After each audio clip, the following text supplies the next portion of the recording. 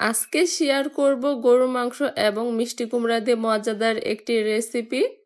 প্রথমেই দিয়ে দিচ্ছি পরিমাণ মতো পেঁয়াজ কুচি। এখানে নিয়েছি এলাচ, দারচিনি, গোলমরিচ, লবঙ্গ এবং দুটো তেজপাতা।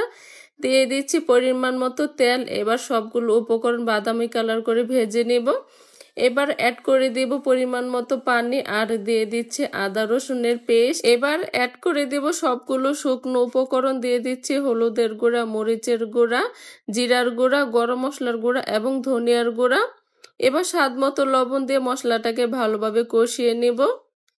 মশলাটাকে ভালোভাবে কষিয়ে নিয়েছি। এবার অ্যাড করে দিচ্ছি গরুর মাংস। এখানে আমি আধা কেজি পরিমাণ গরুর মাংস নিয়েছি। এবার চুলার আঁচটিকে কমে গরুর মাংসটাকে ভালোভাবে কষিয়ে নিতে হবে। মাংসটাকে ভালোভাবে কষিয়ে নিয়েছি। এবার অ্যাড করে দিব পরিমাণ মতো মিষ্টি কুমড়া। মিষ্টি কুমড়াটাকে দিয়ে আবারও ভালোভাবে কষিয়ে নিয়েছিলাম। এবার ঝোলটাকে দিয়ে দিতে হবে। অবশ্যই চেষ্টা করবেন গরম পানিটা দেওয়ার জন্য। ঝোল দিয়ে প্রায় 15 থেকে 20 মিনিট রান্না করে নিয়েছিলাম। এবার চুলা থেকে নামানোর আগে এখানে অ্যাড করে দিচ্ছি 8 থেকে 10টি কাঁচামরিচ সুন্দর একটি ফ্লেভারের জন্য এবং আধা টেবিল চামচ পরিমাণ গরম মশলার গুঁড়া।